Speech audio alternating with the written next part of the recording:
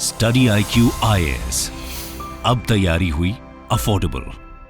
Recently आपने सुना होगा कि इंडिया की population is now the world's largest population, क्योंकि इंडिया इज चाइना को क्रॉस कर चुका है। हालांकि डेटा जो है वो आना बाकी है, बट स्टिल 2023 जनवरी में जो चाइना की तरफ से डेटा आया उसके हिसाब से प्रेडिक्शन ये है कि इंडिया अब ऑलरेडी क्रॉस कर चुका है। तो अब आर्ग्यूमेंट यहां से एक स्टार्ट हो जाती है कि जैसे चाइना ने वन चाइल्ड पॉलिसी इंप्लीमेंट की थी, उसमें कुछ लोग बताते हैं वो फेल हुई है, कुछ लोग बताते हैं वो सक्सेसफुल हुई है, क्या कॉन्सिक्वेंसेज हैं क्या नहीं है। लेकिन आर्ग्यूमेंट आता है कि क्या इंडिया को भी ये राइट टाइम है कि अपनी टू चाइल्ड पॉलिसी को इंप्लीमेंट कर देना चाहिए। तो आज उसी के बारे में कुछ आर्ग्यूमेंट्स, कुछ फेवर, कुछ अगेंस्ट के पॉइंट और लास्ट में कंक्लूजन की फॉर्म में देखने को मिलेगा कि एग्जैक्टली इंडिया को क्या करना चाहिए, क्या हमें नीड भी है या नहीं, और अगर है तो हमें किस चीज की नीड है, क्यों हमें ये नीड है। तो वर्ल्ड पॉपुलेशन डे की बात उस टाइम से ही चल रही है और यहां पे डेटा दिखाया गया 2018 का। मैं आपको प्रेजेंट डेटा भी दिखाऊंगा कि क्या हमें टू चाइल्ड पॉलिसी की नीड है या नहीं है। थोड़े से दूसरे लोगों के व्यूज भी जानते हैं। यहाँ पे मोस्ट पॉपुलेटेड स्टेट जो है इंडिया का, मतलब यूपी, जिसमें सबसे ज्यादा पॉपुलेशन है, ठीक है, उन स्टेट के सीएम का कहना है increasing population hurdles in development, the countries and the states which have made effort in this direction have positive results, however more efforts are needed. Yogi Adityanath ji, UP CM. मतलब ये हुआ कि एक सीएम उस स्टेट की जो सबसे ज्यादा पॉपुलेटेड स्टेट है, उनका मानना है कि हमें ऐसे नॉर्म्स लाने चाहिए जिससे हम पॉपुलेशन को कंट्रोल कर पाएं।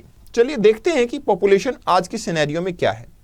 ये ऑफिशियल डेटा बता रहा है, हालांकि इससे भी ज्यादा पॉपुलेशन अब तो हो चुकी है इंडिया की, लेकिन इट इज 140.76 करोड़ पॉपुलेशन जो है नजर आ रही है। यहां पे चाइना की पॉपुलेशन ज्यादा है, लेकिन ये 2021 की बात है। अब आगे 2022 के डेटा जो है आके हमारे पास 23 में प्रेजेंट होंगे, तब हमें पता लगेगा कि इंडिया की पॉपुलेशन यहां पे क्रॉस कर चुकी है ऑलरेडी। तो पहला सवाल, कि सीधा सवाल यही है कि क्या इंडिया को टू चाइल्ड पॉलिसी इंप्लीमेंट कर देनी चाहिए या फिर नहीं करनी चाहिए। तो उसी की आर्ग्यूमेंट है।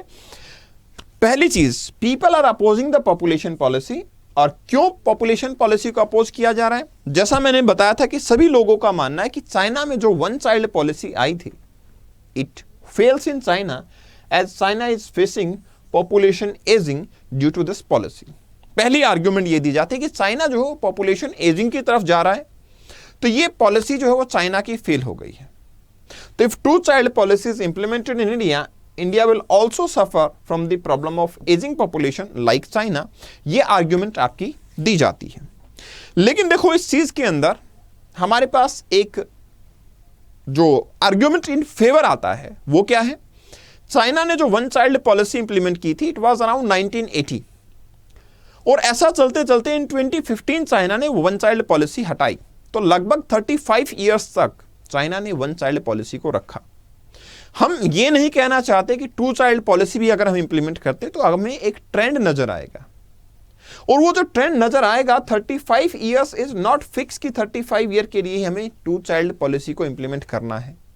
प्लस में चाइना की वन चाइल्ड पॉलिसी थी, India is going for two child policy. मतलब हम लगभग रिप्लेसमेंट रेट की बात कर रहे हैं, नॉट वन चाइल्ड, जिससे कि पॉपुलेशन आपकी डिक्रीज होती हुई नजर आती है। तो पॉसिबिलिटी है, क्योंकि देखो एक पॉलिसी जब बनाई जाती है वो लोगों के फेवर के लिए है, तो इसका मतलब ये नहीं कि एक बार पॉलिसी बना दी तो आप उसको हटा ही नहीं सकते, वो हमेशा वहां पे रहेगी। ये आर्ग्यूमेंट इसके फेवर में दिया जाता है। आज हम अपने पीक पे हैं तो डेफिनेटली पॉपुलेशन उस केस में हमें कंट्रोल करनी चाहिए। दूसरा, India in absolute size of population will continue to increase by 2050। ये है हमारा लेवल। अगर हम टू चाइल्ड पॉलिसी इंप्लीमेंट कर भी देते हैं तो भी 2050 तक इंडिया कंटिन्यूअसली अपनी पॉपुलेशन के अंदर राइज करता रहेगा, इंक्रीज होता रहेगा। रेट स्लो डाउन हो रहा है, लेकिन पॉपुलेशन अभी भी राइज करती रहेगी। तो no doubt, since ageing is inevitable, healthy and production ageing should be promoted right away. Ageing तो है, लेकिन यार उनकी प्रोडक्टिविटी भी तो होनी चाहिए। मतलब अगर एज बढ़ेगी लेकिन अगर हम प्रोडक्टिविटी रखें, अच्छी हेल्थ पैरामीटर रखें, तो हम उसको ऑप्टिमम लेवल पे मैनेज कर सकते हैं। तो सवाल यह भी आ जाता कि क्या पॉपुलेशन पॉलिसी चाइना के अंदर फेल हुई? आंसर इज लगभग नो। कारण उसका यह है कि जो 35 ईयर का ड्यूरेशन था चाइना में, उसके बीच में चाइना की डेवलपमेंट बहुत ही एक्सट्रीम लेवल पे थी। मैं इकोनॉमी की बात नहीं कर रहा, इसके अलावा भी कुछ पैरामीटर्स पे मैं बताना चाहूंगा। During this time China experience the unprecedented progress in health, economy, environmental indicator etcetera. देखो यहां मुझे पता लगता है कि इन 2019 अगर मैं कंपैरिजन करता हूं तो चाइना का under 5 mortality rate was only 7%, मतलब 7 people per 1000 live birth they were dying, मतलब चिल्ड्रंस की बात कर रहे हैं, अंडर 5 की बात कर रहे हैं, जो कि इंडिया के अंदर उस टाइम पे 36 डेथ पर 1000 था, जो काफी ज्यादा था, काफी ज्यादा देखने को मिला था। मतलब ये हुआ कि सिचुएशन काफी क्रिटिकल थी। ऐसी उसी ईयर के अंदर रैंकिंग कंपैरिजन किया गया, 94 हमारे पास हंगर इंडेक्स के अंदर रैंकिंग थी, जहां की चाइना की 117 के बीच में रही थी। मतलब ये हुआ, और अब तो आपको पता ही कि हंगर इंडेक्स में हमारी रैंकिंग तो 100 प्लस क्रॉस कर गई अब तो। मतलब सिचुएशन ऐसा नहीं है कि चाइना अपनी डेटरेट कर गया और चाइना के अंदर पैरामीटर, सोशल पैरामीटर सारे खराब हो चुके हैं, ऐसा नहीं कह सकते। Secondly, it is fear that 2 child policy will be burden only on the women, क्योंकि अगर मैन को ये पता लगेगा 2 से ज्यादा बच्चे हो गए, वो छोड़ के चला जाएगा अपनी वाइफ को। ये एक आर्ग्यूमेंट दिया जाता है। दूसरा ये भी दिया जाता है, it is also sex selection will be increasing जब 2 चाइल्ड पॉलिसी एट वर्क होगा, क्योंकि सबका सन मेटा प्रेफरेंस होगा। लेकिन आप मुझे एक चीज बताओ, क्या इंडिया के अंदर आज सेक्स रेशियो पॉजिटिव है? अब तो अनलिमिटेड चाइल्ड अलाउड है, अब तो हमारे पास सेक्स डिटर्मिनेशन भी नहीं होता है, वो भी कंट्रोल्ड वे में है, बट स्टिल इलीगल वर्क तो अभी भी हो रहा है। तो वो 2 चाइल्ड पॉलिसी से कोरिलेट ना करके इट्स बेटर कि हम गवर्नेंस के साथ में कोरिलेट करें। गवर्नेंस को सुधारने की जरूरत है। 2 चाइल्ड पॉलिसी के ऊपर सवाल नहीं है कि ये डिटर्मिनेशन होगा या नहीं होगा। Selective abortion of female foetus is happening since the early 90s, तो उस टाइम से ही चलता जा रहा है। तो 2 चाइल्ड पॉलिसी से इसका कोरिलेशन करना कोई खास मतलब नजर नहीं आता। तीसरी argument, expected number of birth is the right of the women. तो अगर राइट ऑफ द वुमेन है तो फिर गवर्नमेंट ऑफ इंडिया को उसके अंदर इंटरफेरेंस नहीं करना चाहिए। तो आप मुझे एक चीज बताइए कि जब पॉपुलेशन बढ़ जाती है और बच्चों को एम्प्लॉयमेंट नहीं मिलता है, तो उस टाइम पे why we start blaming the government कि आप लोग अब एम्प्लॉयमेंट नहीं दे पा रहे हो, तो यू आर गेटिंग फेल्ड। तो ये सिचुएशन क्यों नजर आती है? People however criticise the government for the high unemployment rate once their children are adult. तो मतलब ये आपका बच्चे पैदा करना आपका फंडामेंटल राइट है, तो क्या फिर एम्प्लॉयमेंट देना वो गवर्नमेंट का राइट हो गया? तो ऑब्वियसली पॉलिसी बनाना गवर्नमेंट के हिसाब से है, तो पॉलिसी गवर्नमेंट को फ्रेम करनी चाहिए। A welfare state cannot be achieved only by the government's interventions. Citizen का पार्टिसिपेशन इक्वली इंपॉर्टेंट होता है। अबाइडिंग बाय द लॉ रहना वो हमारे लिए इंपॉर्टेंट होता है, तभी हम एक वेलफेयर नेशन की बात कर सकते हैं। नियर फ्यूचर के अंदर अगर मैं बात करूं तो आर्टिफिशियल इंटेलिजेंस काफी ज्यादा बढ़ेगा, और वो क्या करेगा? वो सेमी स्किल्ड जॉब को या अनस्किल्ड जॉब को एलिमिनेट कर देगा, खत्म करेगा। In such a situation India aspires to be a powerful and welfare country. वो होना बहुत जरूरी है, अदरवाइज हमारे पास क्या होगा? बहुत सारे नंबर होंगे लेकिन अनस्किल्ड होंगे, और उस केस में हमारी पॉपुलेशन जो है वो अनएम्प्लॉयमेंट की तरफ बढ़ेगी।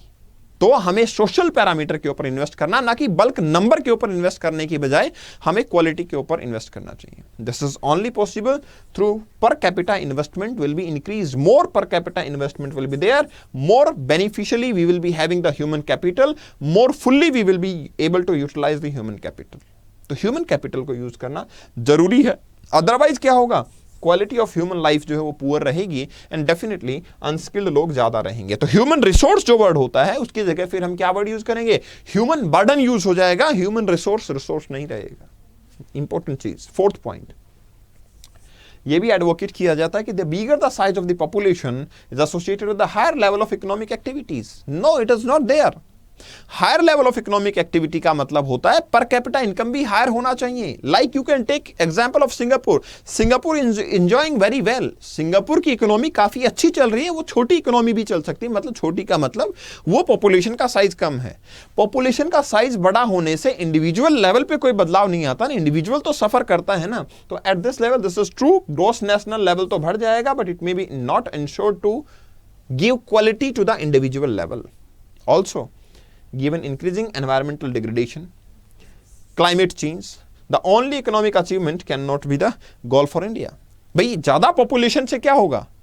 हम ज़्यादा व्हीकल्स यूज़ करेंगे, ज़्यादा पोल्यूशन करेंगे, ज़्यादा प्रोडक्शन होगा फैक्ट्री के अंदर, लेकिन सिर्फ एम्प्लॉयमेंट टारगेट नहीं है ना, सिर्फ इकोनॉमी टारगेट नहीं है, सिर्फ जीडीपी टारगेट नहीं है, टारगेट ये भी है कि हम एनवायरनमेंट को भी अपनी सस्टेनेबल वे से यूज़ कर पाएं, और जो कि होगा जब हम पॉपुलेशन को कंट्रोल कर पाएंगे, otherwise it is not possible. Apart from this, India need to put effort even to the environmental and natural resources. तो हमारी जो रैपिडली इंक्रीजिंग पॉपुलेशन है वो इस केस में एनवायरनमेंट के साथ, नेचुरल रिसोर्सेज के साथ डेफिनेटली आपका क्या कर सकती है, टिपिकल सिचुएशन जो हो क्रिएट कर देगी। हमें जरूरी है कि आने वाले टाइम पे हमारी जो लाइफस्टाइल है वो काफी हद तक एनवायरनमेंट फ्रेंडली लाइफस्टाइल हो, ठीक है।